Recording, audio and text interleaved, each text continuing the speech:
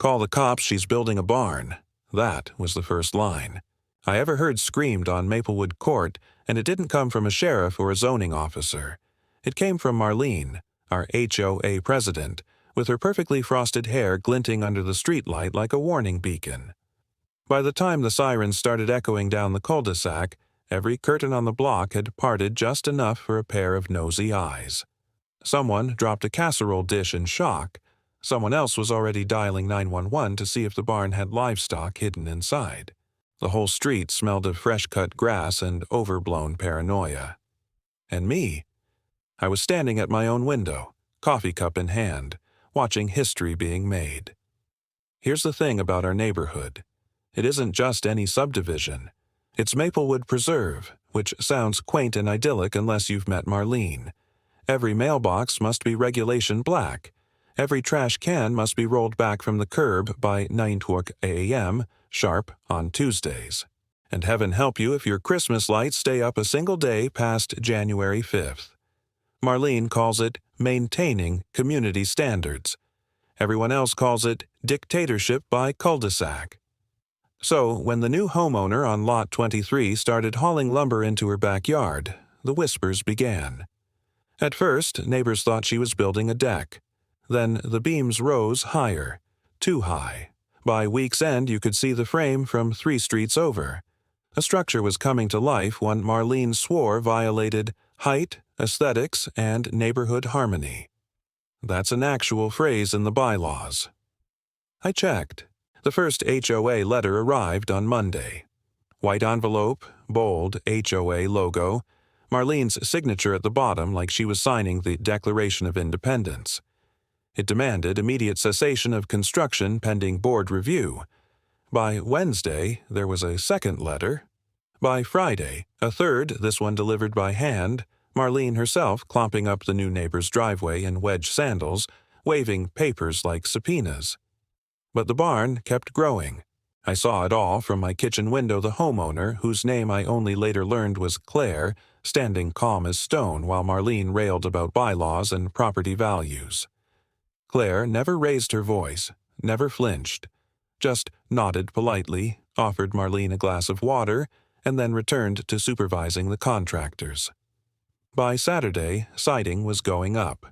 A weather vane appeared at the peak, and that was when Marlene lost her mind. The emergency board meeting was a spectacle. Folding chairs scraped against the clubhouse floor as neighbors shuffled in, fanning themselves with printouts of covenants. Marlene stood at the front like a preacher at a revival, declaring that a barn, an actual barn, was a threat to community cohesion. She spoke of falling home values, of increased traffic from barn-related activity, and even hinted at unapproved animals. Someone muttered about goats. Another whispered meth lab. The paranoia spread like dandelions. I remember raising my hand, half joking, and asking if perhaps it was just a storage shed. Marlene's glare could have melted vinyl siding. When Claire arrived halfway through the meeting, the room shifted. She wore jeans, a plain white shirt, and an expression that said she had better things to do. Marlene launched into her speech about violations, waving bylaws in Claire's face. Claire listened, arms crossed, then said one line that landed like a gavel strike. "I'm not taking it down." Gasps. Actual gasps. You'd think she'd confess to burying bodies under the azaleas. The board erupted, neighbors whispering furiously. Marlene demanded fines, liens, anything within the HOA's arsenal. Claire simply collected her papers, thanked everyone for their spirited concern, and walked out. I swear, Marlene nearly fainted on the spot. That's when the escalation began. Daily drive-bys, photographs snapped from across the street, complaints filed with zoning. Marlene even convinced 2 board members to measure the barn's height with a tape measure at dawn, trespassing onto Claire's lawn. Claire caught them, of course. She didn't yell. She just wrote something in a little black notebook and went back inside. That, more than anything, rattled Marlene. By the next weekend, the barn was painted a deep crimson bold, unapologetic, impossible to miss. It stood like a middle finger to the entire HOA, visible from every angle of Maplewood Court. Kids on bikes slowed down to stare. Dogs barked at the smell of fresh wood. Neighbors whispered that Marlene was losing control. The climax came that night when I woke to the sound of sirens.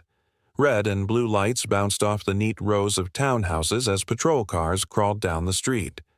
Someone had called in a possible illegal structure. Windows flew open. Pajama-clad residents gathered on driveways. And there, at the center of it all, was Claire, standing on her porch steps, arms folded, watching the circus arrive. Marlene hovered nearby, trembling with righteous fury, insisting the officers do something. The officers looked confused, more amused than anything as they took notes, asked a few questions, and finally told everyone to take it up with zoning.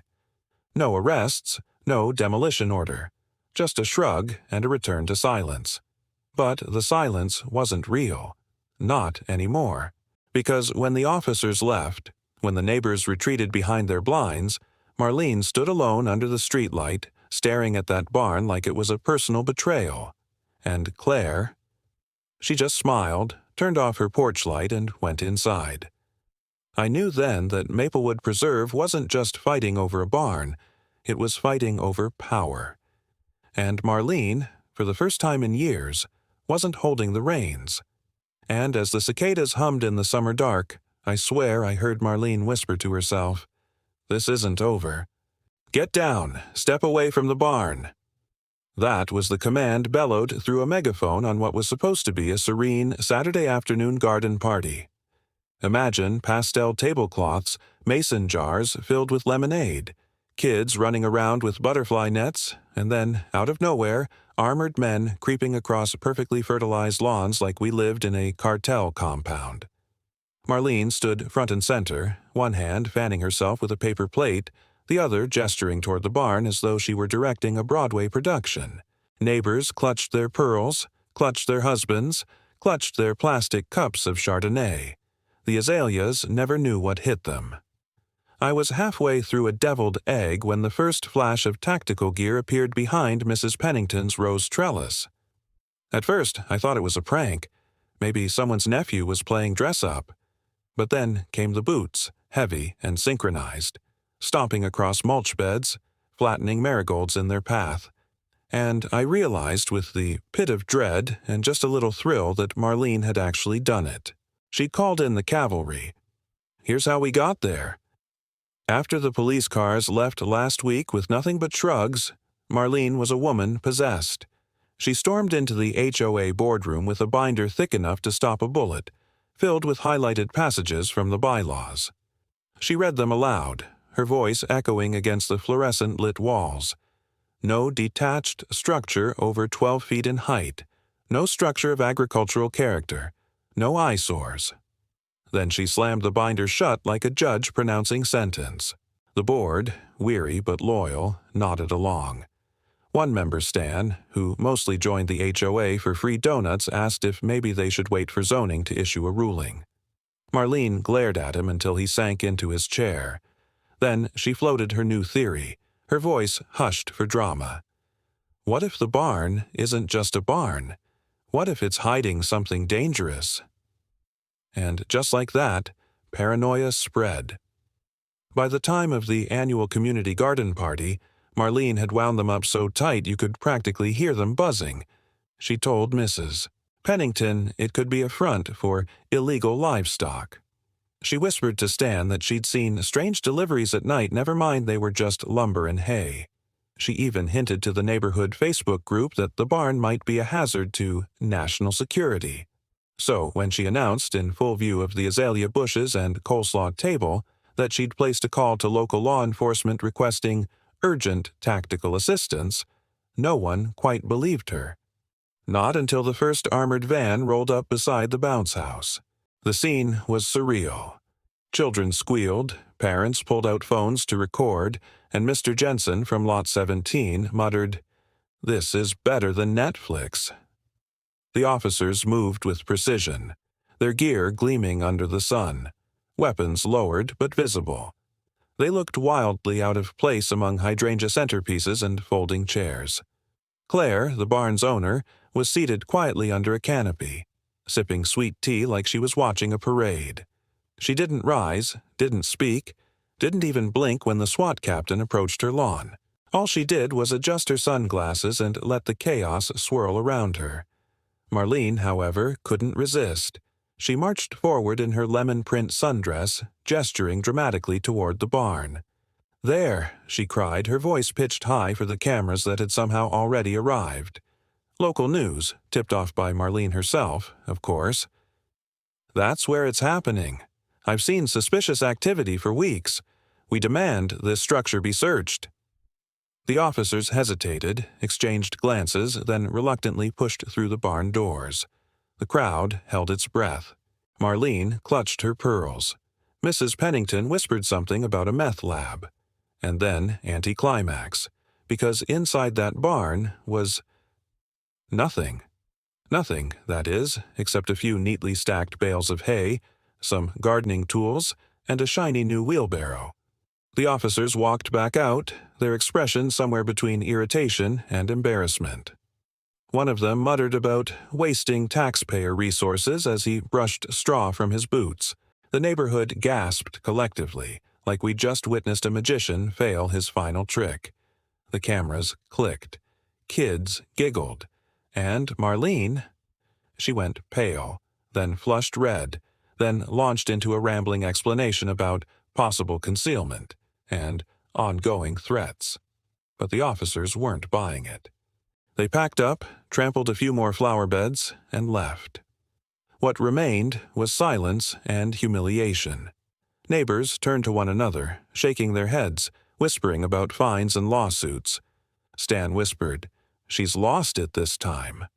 Even Marlene's usual allies edged away, unwilling to be caught in the aftershock. The garden party limped on, but no one touched the coleslaw, and no one dared approach the barn. Except Claire. As the sun dipped low, she finally rose from her chair, smoothed her shirt, and walked past the crowd. She paused by Marlene, who was fanning herself furiously, sweat dripping under her perfect bob. Claire leaned in, voice calm and clear enough for everyone nearby to hear. "You've made quite a scene. I hope it was worth it." Then she walked toward her barn, closed the doors, and disappeared inside. The murmurs started immediately. Questions about lawsuits, questions about liability, questions about whether Marlene had finally crossed the line from zealous to reckless. But Marlene wasn't listening. She stood rooted to the spot, eyes fixed on the barn, chest heaving like a general planning her next strike. And I'll never forget the way she whispered under her breath, almost a promise. She won't get the last word. "Good evening, everyone. I'm your new police chief." The room froze. Forks clattered onto paper plates, whispers cut off mid-breath, and the HOA clubhouse suddenly felt as small as a broom closet. There she stood Claire, the woman Marlene had dragged through weeks of accusations and paranoia, now in full uniform, her badge catching the fluorescent lights like a spotlight on truth itself. The barn owner, the neighbor, the chief. I swear I heard someone mutter, "Oh, hell," before the silence swallowed us all. The irony was so thick you could spread it on toast. Marlene, who had spent weeks ranting about goats, drugs, and barns undermining neighborhood harmony, now faced the one neighbor she should never have underestimated. Claire's uniform wasn't just fabric and brass, it was a declaration. And the look on Marlene's face, part fury, part disbelief, was worth every HOA fee I'd ever paid. Here's how it unraveled. The board had called an urgent HOA hearing after the SWAT fiasco. Too much bad press, too many angry emails, too many neighbors demanding answers. The clubhouse was packed, humid with the smell of folding chairs and burnt coffee. Marlene sat at the front, fanning herself dramatically, ready to spin the whole mess as necessary action for community safety. She always did love a good monologue. She started strong. "Ladies and gentlemen," she began, her voice trembling with manufactured passion, "our duty is to protect property values, safety, and the integrity of Maplewood Preserve. Some of you may have doubted my methods, but I assure you, Everything I have done was in service of this neighborhood." Applause was half-hearted. Most people were there for blood, and not hers to spill. Then Claire walked in. No jeans this time, no sunglasses. Just crisp navy blue, polished boots, and the kind of posture that shuts down a room before a word is spoken. The air shifted. Even the ceiling fan seemed to hesitate. Claire stepped to the podium, her badge gleaming, and introduced herself with that mic-drop line. "Good evening, everyone. I'm your new police chief." Gasps rippled like a wave. Some neighbors clutched their notes, others stared openly. And Marlene tried to laugh. "Well," she said with brittle cheer, "isn't that convenient? You'll forgive us, Chief, if we question your neutrality." Claire didn't flinch. She pulled out a manila folder, thick with documents, and laid it on the podium with the weight of inevitability. "Neutrality isn't the issue here. Facts are." She opened the folder, sliding out photographs, permits, and, most damningly, receipts. "Unpermitted deck extension, constructed 3 years ago," she began, holding up glossy photos of Marlene's backyard. Murmurs swept the room. "Violation of setback requirements on your fence line." More murmurs, louder this time. "Misuse of HOA funds for landscaping improvements that coincidentally only serviced your property." Gasps. Claire didn't raise her voice. She didn't need to. Each revelation landed like a hammer strike. Marlene's face went from pink to crimson to something close to purple. That's outrageous," she sputtered. "These are lies, fabrications. I have served this community faithfully for over a decade." "Faithfully?" Claire's eyebrow arched. "Because I have copies of checks signed to your nephew's landscaping company. Twice the market rate billed to the HOA. Care to explain?" The room erupted. Chairs scraped back, neighbors whisper-shouted, "I knew it!" And, "She's been bleeding us dry." Stan, who usually sat quietly in the back, actually stood and declared, "I want an audit." It was chaos, but delicious chaos, and through it all Claire remained calm, letting the evidence speak louder than any accusation ever could. The mini-climax came when Mrs. Pennington, of all people, rose with a trembling hand and said, "Marlene, I've defended you for years, but this is theft." The betrayal hung heavy. For the first time, Marlene looked small, swallowed up by the very clubhouse she'd ruled like a throne room. Still, she wouldn't surrender. She jabbed a finger at Claire, voice cracking. "This is a personal vendetta. You built that monstrosity in violation of our covenants. You're no better." Claire let the room simmer, then delivered her checkmate. "Actually, the barn has a temporary zoning variance, fully permitted, filed and approved before construction even began.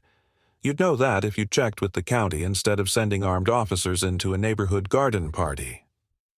Silence. Neighbors turned one by one to Marlene.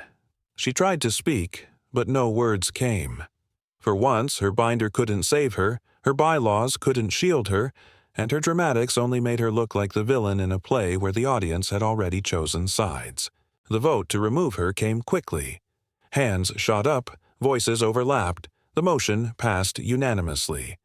Just like that, the so-called guardian of the cul-de-sac was dethroned. Some clapped, some sighed with relief. And me? I sat back and thought, I may never top this level of suburban entertainment. But as the crowd cheered, as neighbors buzzed with newfound hope, I couldn't shake the image of Marlene sitting there, lips pressed thin, eyes narrowing into something colder than anger. She didn't storm out.